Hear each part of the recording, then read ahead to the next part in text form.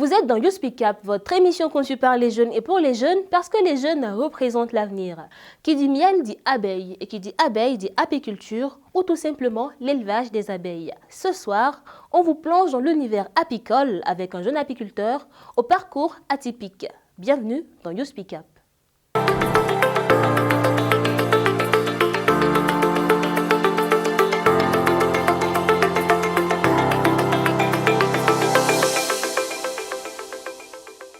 Notre invité a abandonné son ancienne vie de comptable pour se reconvertir en apiculteur, une nouvelle casquette qu'il porte aujourd'hui avec fierté. Lui, c'est Abdoulaye Rwamba, promoteur de Univers Apicole, une entreprise spécialisée dans l'apiculture et dans l'environnement, avec qui nous allons nous entretenir aujourd'hui. Bonsoir Abdoulaye. Oui, bonsoir Agnès. Bienvenue et merci d'avoir répondu présent à notre invitation.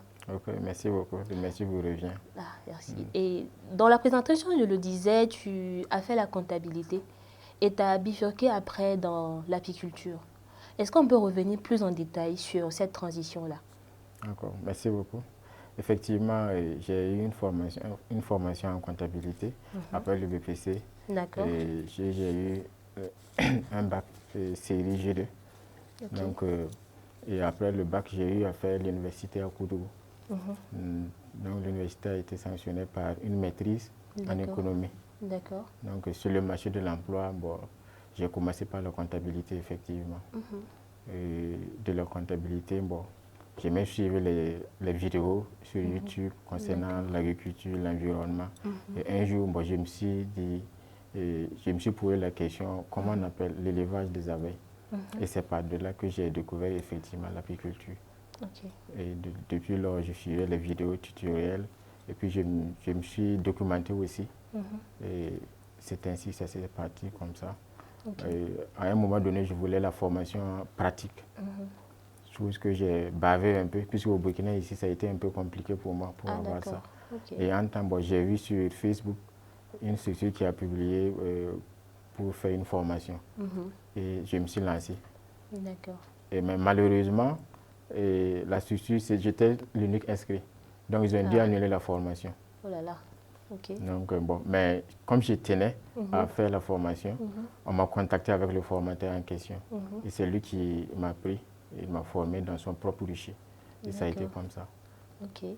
Donc, c'est en étant, on va dire, en fonction en tant que comptable que tu as commencé à suivre des vidéos et puis c'est en ce moment que le déclic est venu. Oui, oui. Mais qu'est-ce qui t'a vraiment attiré dans ce secteur-là?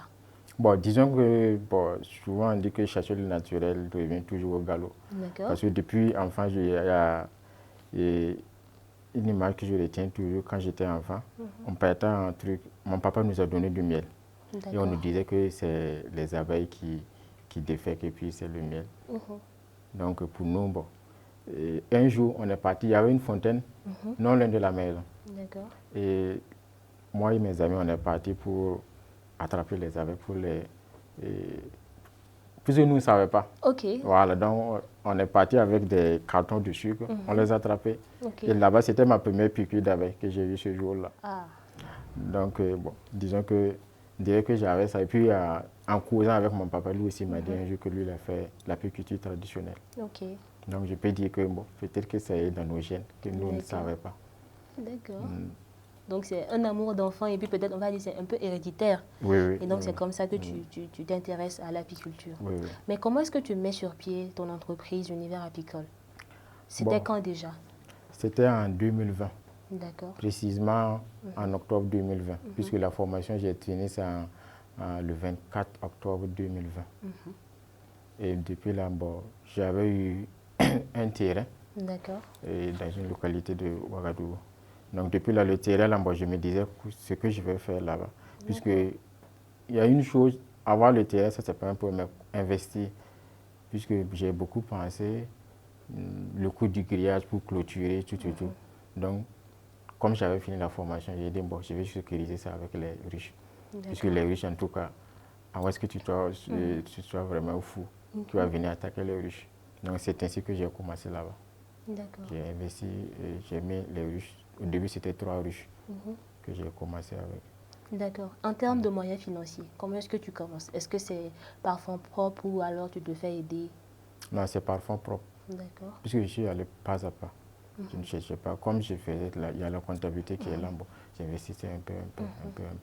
Ok, d'accord. Mais j'ai une question qui me taraude l'esprit. Où est-ce que D'accord, tu trouves les abeilles? Les abeilles sont dans la nature partout. Ah bon? Oui, oui. Il suffit de savoir comment les attirer. Ok. Sinon, Donc on les attire, on ne oui, va pas à leur pourchasse. non, non, non. Bon, on peut les pourchasser aussi, puisque souvent il y a des essais d'abeilles qui se baladent, qui viennent dans le cours de gens. Tu peux partir les capturer, les mettre dans une ruche.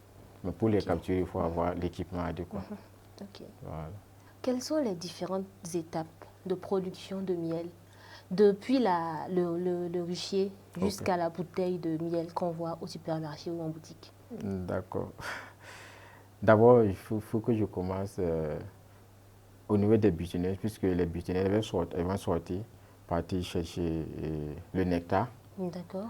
Il faut que je précise ici que le miel, ce n'est pas la défécation des abeilles. Il y a des gens, même depuis notre enfance, on le pensait. C'est loin de la défécation. Ah, c'est quoi alors? Parce que moi, c'est ce que je pensais. Non, non, non. C'est fait à partir du nectar des fleurs. Ok. Si vous prenez une fleur, il y a un liquide. D'accord. C'est ce liquide-là que les abeilles extraient et elles partent. Et aussi, il y a le pollen. Ok. Si vous voyez les abeilles, elles sont un peu poilues. Donc, celles se déposent sur une fleur.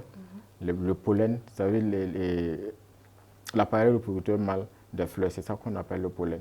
Ça colle sur leurs poils et elles partent avec ça dans la ruche. Okay. Donc, c'est ce mélange-là qui va constituer le miel. Et elles vont les stocker dans les alvéoles de cire. Oui. Et une fois qu'elles les stockent, elles vont vibrer leurs ailes pour que l'eau s'évapore. Okay. Puisqu'elles envoient le nectar et puis il y a l'eau aussi qu'elles envoient. Voilà. Donc quand l'eau va s'évaporer, elles vont remplir les alvéoles de cire d'une couche de cire. Nous on appelle ça du miel operculé. Okay. C'est ça que nous on extrait. D'accord. Et maintenant on extrait, on vient, on filtre pour avoir le miel en liquide. Okay. Il y a d'autres aussi qui aiment ça avec la cire. D'accord. Voilà, donc c'est un peu ça. Et là maintenant on conditionne et on met sur le marché. Il faut préciser que du miel bien récolté, du miel à terme, ce miel ne se gâte pas rapidement. Ça peut faire même plus de 50 ans. Wow. Oui. Okay. Ça peut se cristalliser, mais ça ne se gâte pas. D'accord. Voilà. Alors, tout à l'heure, tu as parlé de différents types d'abeilles qui existent dans le monde. Oui, oui. C'est-à-dire qu'il y a plusieurs variétés de miel alors? Oui, il y a plusieurs variétés de miel, mais ce n'est pas les espèces d'abeilles qui font qu'il y a différents types de miel. C'est surtout l'espèce florale. Ok. Dans la nature, si vous remarquez, vous allez voir toutes sortes de fleurs. Oui. Il y a des fleurs de couleur rouge, couleur bleue, couleur verte, ainsi de suite. Donc, c'est un peu... La couleur du miel, c'est la couleur dominante du nectar des fleurs que le miel prend en réalité. Donc, c'est ce qui fait que sur le marché, vous allez voir des miels clairs, un peu jaunes, noirs, foncés. Donc, c'est ça qui est la cause. Donc, la différence est essentiellement dans la couleur, pas dans le goût? Même dans le goût. Ok. Même dans le goût. Par exemple, présentement, moi, c'est pas présent, mais j'avais dû à récolter du miel de Nîmes. Si vous consommez, vous avez l'impression que... vous voyez comment le Nîmes est un peu...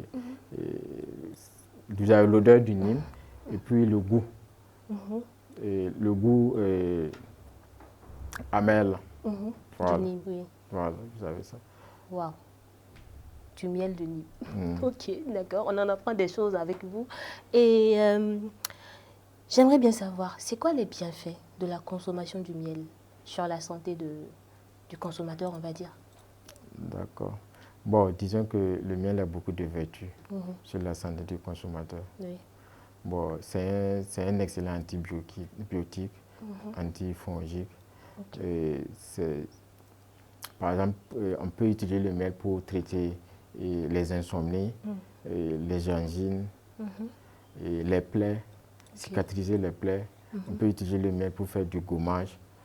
Donc, le miel, vraiment, c'est un produit, c'est un sucre naturel que je recommande à toute personne de consommer, mais avec modération, quoi. Avec modération? Oui, il ne faut pas exagérer. Il ne faut pas du tout exagérer. Pourtant, on conseille aux diabétiques de consommer plus du miel que le sucre naturel. Oui, plus du miel que le sucre naturel. Mais faut pas exagérer en fait. C'est quoi les risques quand on exagère dans la consommation du miel? Par exemple, les diabétiques, ça peut augmenter leur taux de glycémie. Ah bon? Oui, oui. Ok. Alors, Abdoulaye, quelles sont tes tâches quotidiennes en tant qu'apiculteur? En tant qu'apiculteur, mes tâches quotidiennes, c'est veiller euh, euh, à ce que mes abeilles se portent bien. Ok. Ça veut dire, bon, par exemple, les ruches, c'est conseillé de visiter tes ruches au moins une fois par mois. Donc, ces visites-là te permettront de savoir à quelle période tu peux récolter du miel dans ta ruche. Et ça te permet aussi d'anticiper les éventuelles maladies ou soit les attaques des autres insectes. Puisque souvent, il y a des insectes aussi qui attaquent les abeilles. Voilà. Donc, si tu visites tes ruches, ça te permet d'anticiper tous ces mots-là. Bon. Hormis ça, bon, dès qu'on a le miel, il faut commercialiser. Donc, c'est ce que je fais. Ok, voilà. D'accord. Mis à part la commercialisation du miel à Univers Apicole, est-ce que vous proposez d'autres produits là-bas? Oui, effectivement, on propose d'autres produits. Il y a l'acide d'abeille que l'on vend aussi. Et il y a les ruches, qu'on confectionne les ruches, tout type de ruches. On fait aussi des conseils. Puisqu'il y a des gens qui ont des ruchers mais qui ont peur des abeilles. Ah oui, j'imagine bien, c'est pas évident. Voilà. Donc, nous, on accompagne ces gens. La gestion des ruchers, on fait ça aussi. D'accord. Et toi qui es dans le domaine depuis 3 ans, on va dire maintenant, 2020, à quel niveau le Burkina Faso est en termes de production ou de commercialisation du miel? Bon, il faut dire que déjà, le Burkina Faso produit du miel de qualité. D'accord. Mais maintenant, en apiculture, quand moi je regarde souvent les vidéos, je trouve que nous sommes toujours en arrière par rapport aux autres pays comme l'Israël, le Canada, la France. Déjà, bon, ailleurs, il y a des ruches. Ils ont déjà eu à confectionner des ruches qui permettent à l'apiculteur de ne même plus les visiter. Même pour extraire le miel, même pour extraire le miel, l'apiculteur n'a plus besoin de venir déranger les abeilles. Si tu viens, tu ouvres, c'est comme un robinet, le miel liquide, ça coule seulement, tu prends et puis tu t'en vas. D'accord. Donc, bon, mais en tout cas, mais actuellement, c'est un domaine en plein essor que j'invite beaucoup les jeunes à s'investir. D'accord. Ça, c'est en termes de commercialisation, en termes de production. Mais en termes de commercialisation, comment est-ce que les produits burkinabés se comportent sur le marché, au plan national comme au international? Bon, au plan national, je peux dire que ça va un peu. Mais il faut qu'on redouble encore plus d'efforts. Par exemple, si je prends le côté du miel, nous sommes victimes de l'ignorance de certains clients, en fait, en ce qui concerne le miel. Et ça, tu peux produire du miel, que toi-même tu sais que c'est naturel, et après quelqu'un te paye ton miel et te dit que non, c'est pas de qualité. Tout simplement parce que le miel s'est cristallisé. Puisque c'est un phénomène que beaucoup de gens ignorent. En fait, c'est dû à ce que, puisque nous les apiculteurs modernes, on extrait le miel sans flamme. Pourtant, nos grands-parents extrayaient leur miel avec la flamme. Ça fait que la flamme tue certaines vitamines que le miel contient. Donc, ces genres de miel ne se cristallisent pas rapidement. Donc, Donc, du coup, il y a d'autres consommateurs qui ne savent pas que le miel se cristallise naturellement.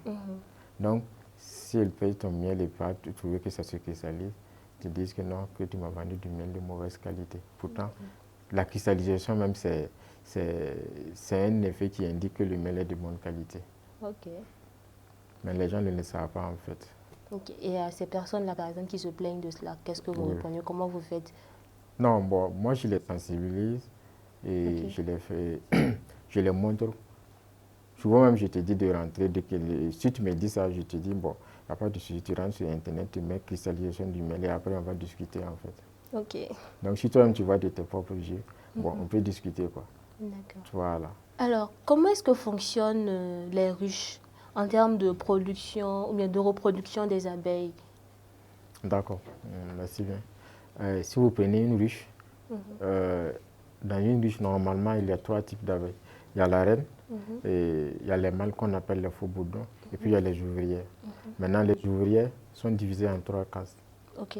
Et il y a les nourrices, qui sont chargées de nourrir les larves et puis la reine. D'accord. Et il y a les soldats, qui sont chargés de sécuriser la ruche. Et puis, il y a les butineuses qui sont chargées de sortir, butiner les fleurs pour envoyer le nectar, la propolis et puis le pollen pour la réalisation du miel. Donc, c'est un peu le fonctionnement de la ruche. Comment est-ce que, je dirais, l'apiculteur fait pour identifier ces différentes classes-là? Ou bien c'est eux-mêmes, ils sont organisés et ils savent comment se gérer en fait? Oui, en fait, naturellement, les abeilles s'organisent comme ça. Ok. Il faut dire aussi qu'il y a plusieurs sortes d'abeilles. Il y a du nombre au moins 1000 espèces d'abeilles. Mais maintenant, les abeilles qu'on trouve ici, généralement, c'est leur organisation comme ça. Puisqu'il y a des abeilles solitaires. Mais ici, en général, les abeilles que nous travaillons, ce n'est pas les abeilles solitaires, c'est les abeilles qui vivent en essaim. Et c'est dans ces types d'abeilles-là qu'il y a ces organisations que je voulais parler. Ok. Voilà. Maintenant, pour les différencier, il y a les tailles, ils ne sont pas pareils. Par exemple, si vous prenez les mâles, on les appelle les faux bourdons. Ok. Si vous les regardez, elles sont trapues, poilues, et elles font trop de bruit. Ok. Pourtant, elles ne piquent même pas. Ah, ok. Si vous prenez la reine, c'est vraiment la reine. Elle est la plus grosse de toutes les abeilles. Morphologiquement, elle est plus grande que les autres. Et si vous prenez maintenant les ouvrières, elles sont un peu de petite taille. D'accord. Donc c'est à partir de ça qu'on peut les distinguer. D'accord. C'est-à-dire que dans chaque ruche, il y a cette organisation-là. Oui, oui. Et que fait l'apiculteur en fait? Lui, il met seulement les ruches et puis eux, ils s'organisent, les autres abeilles s'organisent. Mais c'est comment en fait? Parce que c'est un peu bizarre qu'on puisse convier tous, que les abeilles puissent organiser comme ça et que ça soit vraiment structuré. Non, bon, naturellement, les abeilles s'organisent. Mais maintenant, l'apiculteur, lui, son rôle, puisqu'il y a des maladies. L'abeille aussi, c'est des êtres vivants. Donc, il y a des maladies. Et souvent, il y a des périodes de disette. Bon, heureusement, ici, nous ne nourrissons pas nos abeilles. Nous, puisque nous, on bénéficie vraiment de la nature, il y a la floraison. Par exemple, ailleurs, les apiculteurs nourrissent les abeilles. Puisque, par exemple, en hiver, il y a la neige. Donc, il n'y a plus de fleurs. Mais ici, pratiquement, nous ne connaissons pas ça. Donc, ce que nous, on peut faire, c'est planter beaucoup d'arbres à fleurs pour nourrir nos abeilles. Maintenant, bon, il y a de l'eau. Les abeilles consomment excessivement d'eau. Par exemple, si tu as un rucher et tu n'as pas assez d'eau, tes abeilles seront, comment dirais-je, agressives. Donc, c'est à l'apiculteur de les apporter de l'eau. Par exemple, chez moi, dans mon rucher, j'ai fait un bassin et j'ai mis des flottoirs afin que les abeilles puissent s'abreuver. Voilà. D'accord. Et comment est-ce qu'ils se développent? C'est quoi en fait les phases après que la reine ne pond les œufs? Oh, ok. Dans la vie des abeilles, il y a ce qu'on appelle le vol nuptial. Ça veut dire que lorsque la reine éclore et elle est vierge, elle va s'envoler à une certaine hauteur. Et puis il y a les mâles d'autoruche, puisqu'il y a ce qu'on appelle les phéromènes qu'elle va émettre.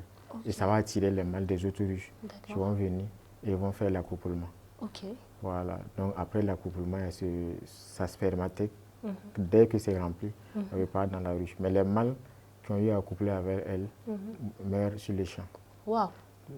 Donc, et quand elle va retourner dans la ruche, elle va commencer la ponte. Et elle peut pondre au moins 1000 œufs par jour. Donc c'est de là que le cycle va commencer, le cycle larvaire, de la larve, de l'œuf en larve jusqu'à l'abeille. Donc c'est un peu ça, la vie des abeilles. D'accord. Et c'est quoi la durée de vie de la reine par exemple? La reine, elle peut durer 5 ans. Wow. 5 ans, parce qu'elle est nourrie exclusivement de la gelée royale. Pourtant, les autres abeilles, c'est maximum 45 jours.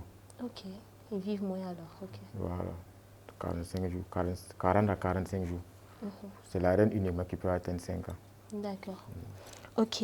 En parlant de promotion, nous avons aussi sur le plan national des espaces tels que le Salon national du miel, Oui, qui fait la valorisation du miel et de ses dérivés. Penses-tu que des plateformes comme celle-ci peuvent faire avancer les choses? Effectivement, il y a le SANAM qui a été créé il n'y a pas longtemps. Parce que je pense que ça y est à sa 2e édition, Oui. si je ne me trompe pas. Mais je pense que, en tout cas, le SANAM, si ça n'existait pas, il fallait qu'on en crée. Ok. Parce que c'est un lieu d'affaires pour les apiculteurs, de se montrer, de montrer leurs produits, le travail de l'apiculteur qui, autrefois, au Burkina Faso, n'était pas vu comme ça. Mais grâce au SANAM, en tout cas, beaucoup de gens ont découvert le travail de l'apiculteur. Ok. Donc, vraiment, c'est un cadre idéal pour l'apiculture burkinabé. Grâce au SANAM, en tout cas, je sais que beaucoup d'apiculteurs vont pouvoir exporter même leurs produits à l'extérieur.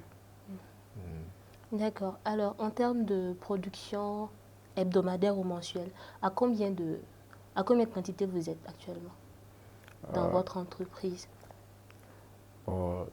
Actuellement, en termes de... Puisque avec le miel, c'est un peu compliqué.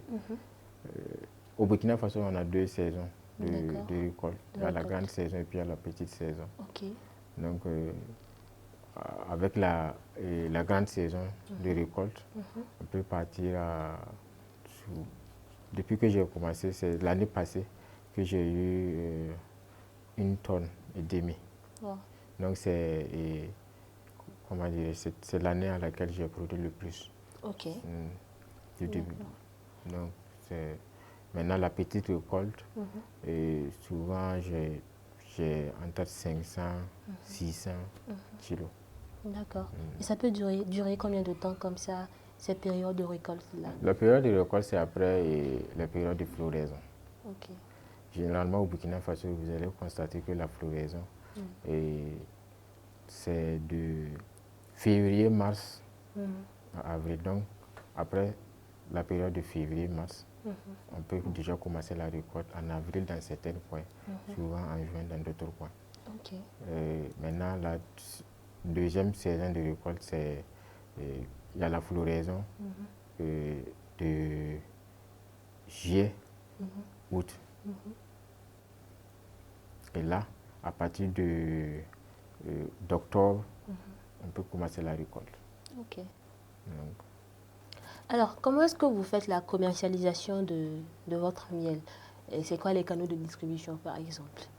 d'accord. À mon niveau, la commercialisation, moi j'ai opté à faire des dépôts au niveau des salons de coiffure, puisque bon, je me dis qu'au niveau des salons de coiffure, qu'il y a plus de besoins, comme c'est un coin fréquenté par les femmes.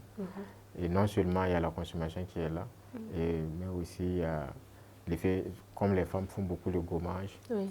Voilà, donc c'est à cause de ça que j'ai opté pour les salons. Donc à Ouagadougou, j'ai au moins 3 salons. J'ai déposé là-bas. À Ziaré, il y a 2, mais probablement 3 aussi, puisqu'il y a une qui m'a contacté pour ça aussi. À Ouaguia, c'est 1. Ok.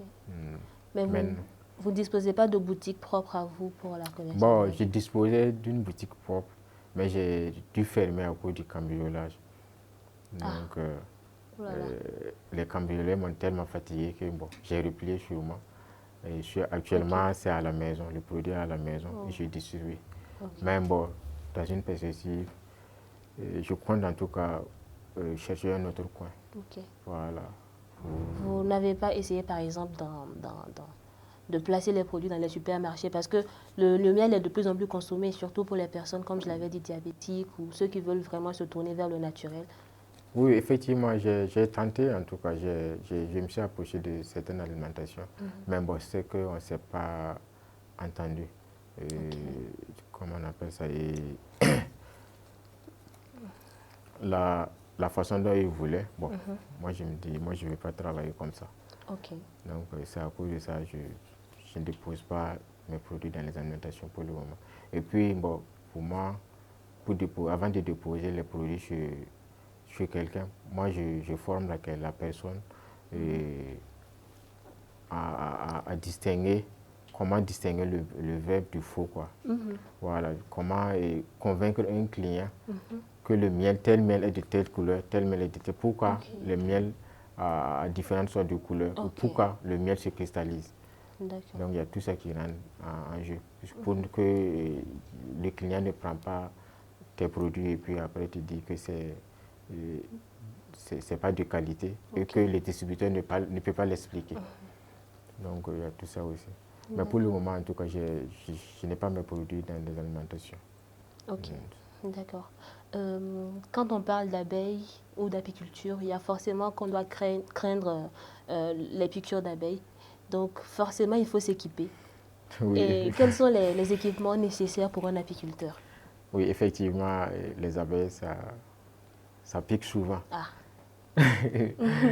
Oui, en tout cas, j'en ai reçu. Mais bon, comme c'est le venin d'abeille, ça soigne, quoi. Ça aussi, c'est thérapeutique. D'accord. Mais bon, il y a des équipements adéquats pour épargner les piqûres d'abeilles. C'est ce que nous on appelle combinaison apicole.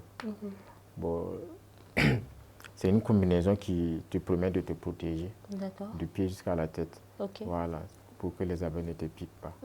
Donc, il y a ça même en vente. Nous, on vend ça chez nous à Univers Apicole. On confectionne ça aussi.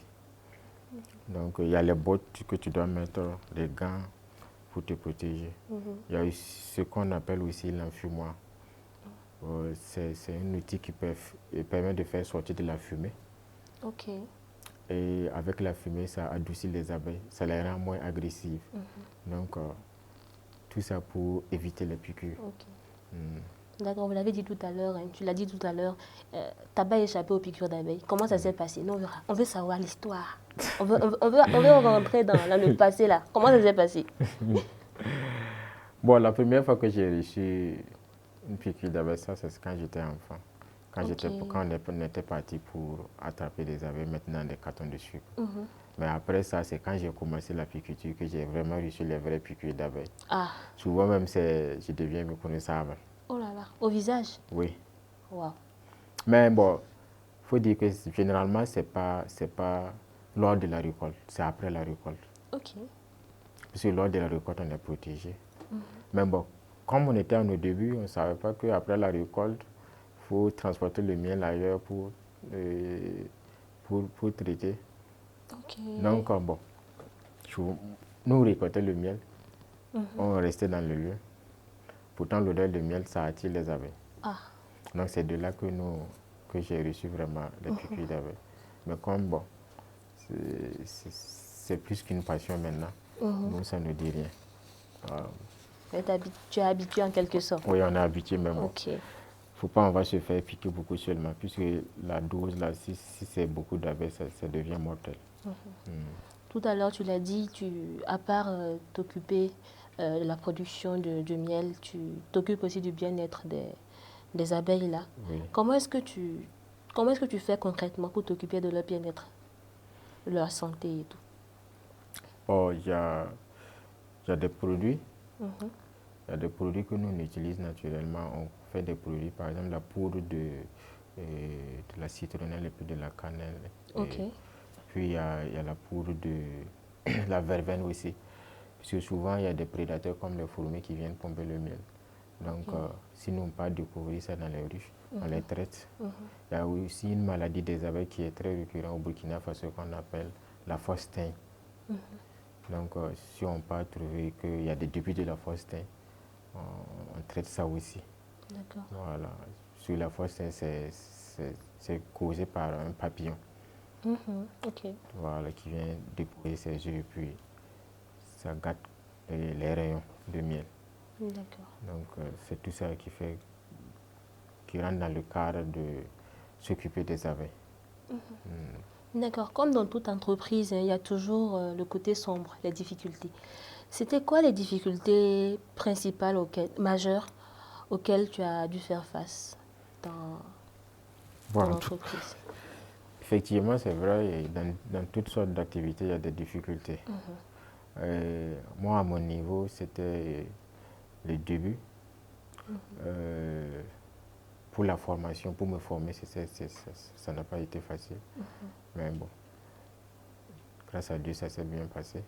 Il y a la commercialisation, l'ignorance de certains clients qui font que, bon, ça rend un peu la tâche difficile pour la commercialisation. Il faut expliquer beaucoup, à plusieurs reprises. Il y a aussi la piqûre des abeilles, que beaucoup de gens ont peur. Et bon, qui fait souvent aussi que, par exemple, moi, la première fois que ma maman m'a vu, que les abeilles m'ont piqué, et puis ma maman, elle n'était pas d'accord que je poursuive ce métier. Oh là là. Bon, mais bon, comme j'ai insisté, elle-même, bon, actuellement, elle commercialise mon miel même pour moi. Elle a dû se résigner. Voilà. Donc, Ok. il y a pas mal de difficultés, mais bon, ça remet à Dieu qu'on continue le travail. D'accord. Alors, c'est quoi les réglementations auxquelles sont soumis les apiculteurs? Bon, déjà pour installer un rucher, il y a un certain minimum de distance qu'on doit respecter des habitations. Ok. Donc, un apiculteur doit connaître ça, au moins 500 mètres des habitations. Parce que souvent, bon, il faut dire que les insectes, les abeilles, on ne peut pas les contrôler à tout moment. C'est vrai. Voilà. Souvent, elles peuvent s'énerver et puis commencer à piquer les gens. Donc, c'est à cause de ça qu'on requiert au moins une distance de 500 mètres des habitations. Il y a ça. Et puis, bon,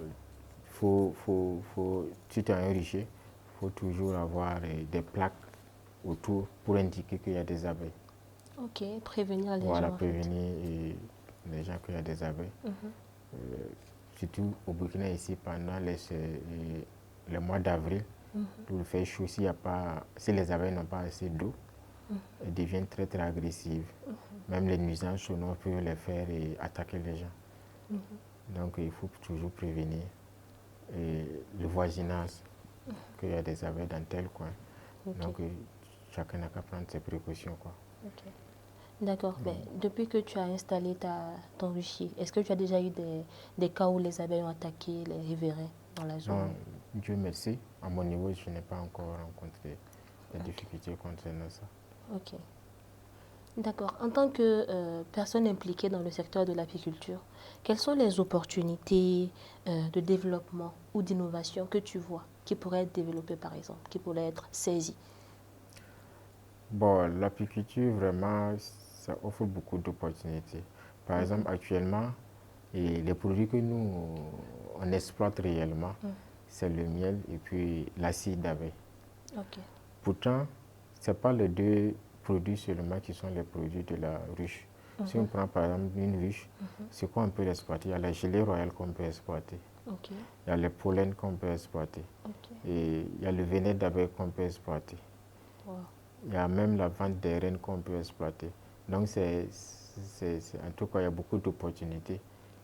Et nous, on pense en tout cas à l'univers apicole que dans un futur proche, on va exploiter toutes ces opportunités.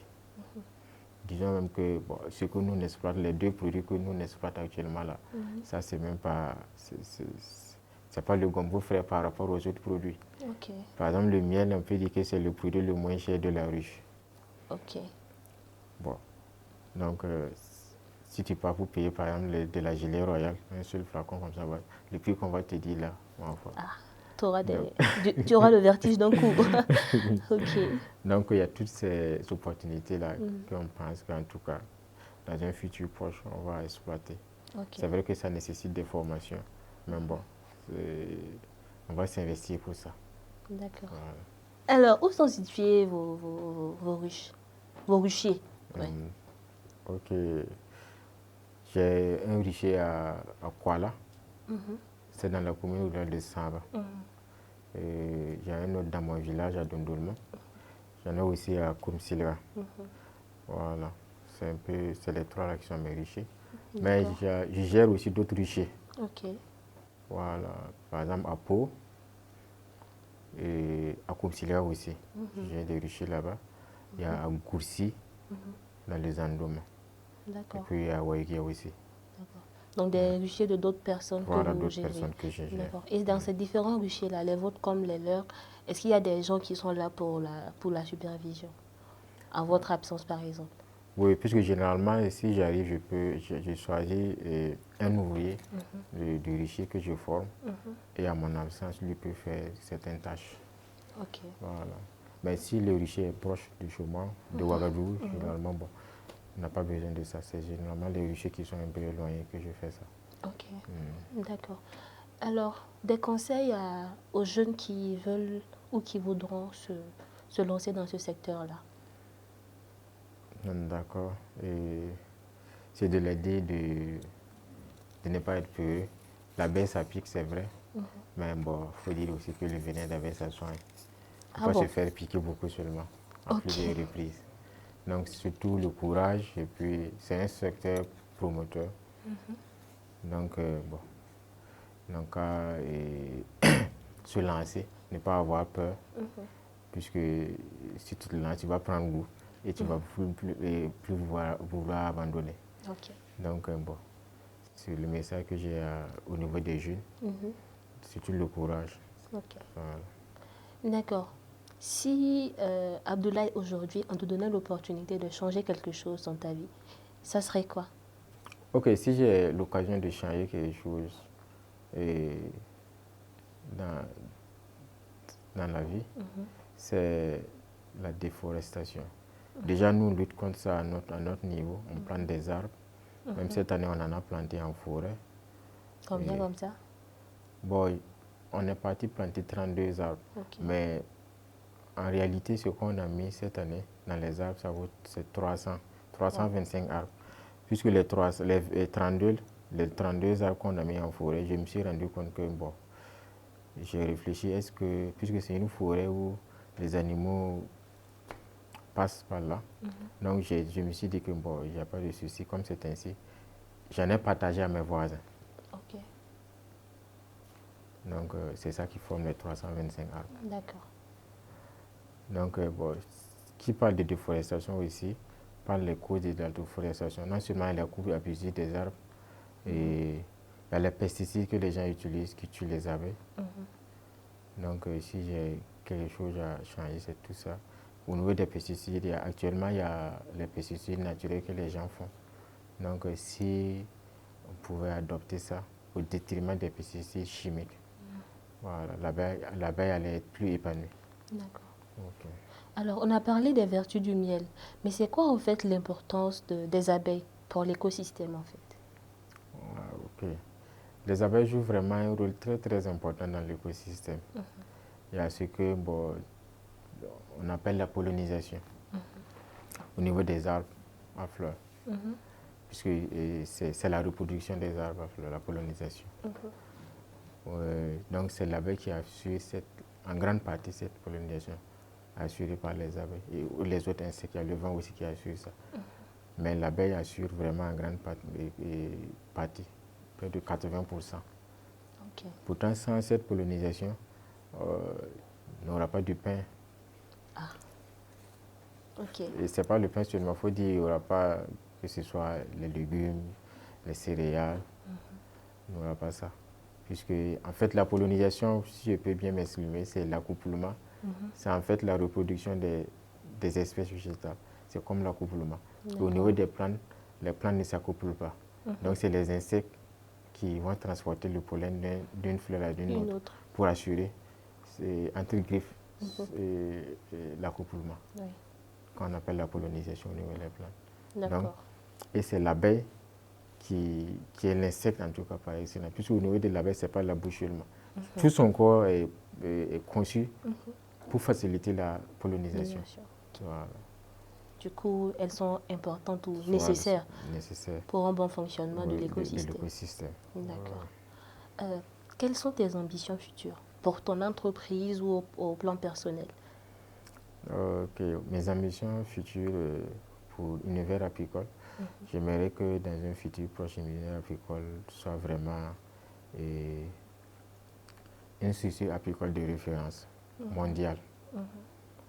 Une école où les jeunes peuvent venir apprendre à faire l'apiculture, à faire l'élevage des abeilles. Non seulement la production du miel, la production de la cire, et la production de la gelée royale, de la propolis, tous les produits dérivés de la ruche. Donc j'aimerais vraiment que dans un futur proche, l'univers apicole soit vraiment une école mondiale de référence qui peut accueillir toutes les nationalités pour qu'on discute de l'apiculture. D'accord. Alors Abdoulaye, on est à la fin de cette émission. Et habituellement, à ce moment précis, je demande à mes invités de donner leur coup de cœur ou coup de gueule par rapport à leur domaine d'activité. Pour toi, ça sera quoi? Un coup de cœur ou un coup de gueule? Ou peut-être les deux, sait-on jamais. Bon, à mon niveau, ça sera un coup de gueule. Au niveau des maraîchers, puisqu'ils utilisent beaucoup de pesticides qui déciment les abeilles. Donc, s'ils pouvaient en tout cas doser, voire même abandonner les pesticides chimiques au détriment des pesticides naturels. Puisque ça, non seulement ça dégrade leur santé, ça tue les abeilles et ça dégrade l'environnement. Donc à la longue, ça affecte même leur productivité. Donc mon coup de gueule, c'est à leur niveau. Alors merci Abdoulaye Oramba d'avoir été des nôtres et de t'être prêté à nos questions. On te souhaite beaucoup de succès. Merci bien Agnès et merci vous revient pour cette invitation. D'accord. Merci beaucoup. Quant à vous, fidèles internautes, merci de nous avoir suivis. On se donne rendez-vous très prochainement pour un nouveau numéro de You Speak Up. D'ici là, portez-vous bien.